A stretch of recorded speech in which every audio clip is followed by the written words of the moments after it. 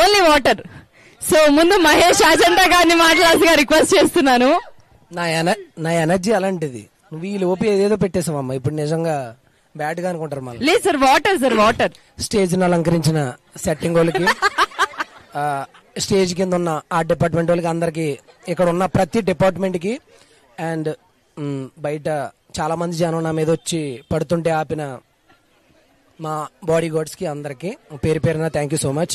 Sir ఇంకెవరు ఉన్నారా అంటే ఇక్కడ ఊడ్చే వాళ్ళు, ఆఫీస్ బాయ్ల్ కి మొత్తం ఎవరు స్వీపర్స్ అందరికి పేరు పేరున థ్యాంక్ యూ సో మచ్.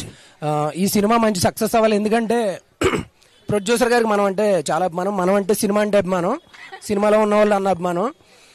ఇంకోటి ఏంటంటే ఫ్యాషన్ డిజైనర్స్ అంటే మీ గురించే ఈ సినిమా.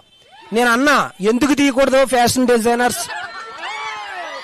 సార్ డైరెక్టర్ ఒకసారి ఒక ఫ్యాషన్ డిజైనర్ వచ్చి నన్ను బయోపిక్ అని అడిగాడు. మీ బయోపిక్ ఎందుకు తీయకూడదు అని అడిగాను. అప్పుడు వెంటనే ఎలమంచిలి మన ప్రొడ్యూసర్ గారు వెంటనే మన మేడం గారికి, డైరెక్టర్ గారు కాల్ చేసి మీరు సినిమా చేస్తారా లేదా అని అడిగారు.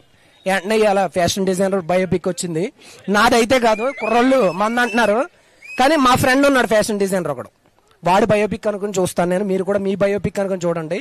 మీకు ఏమన్నా everybody have talent but somebody's bring out the talent, they reach there goals. నాకు తెలిసి ప్రతి ఓళ్ళలోని టాలెంట్ ఉంటుంది. ఆ టాలెంట్ ని ఎవరైతే బయటికి తీసుకొస్తాడో ఆడు మంచి స్థాయికి వెళ్తాడు.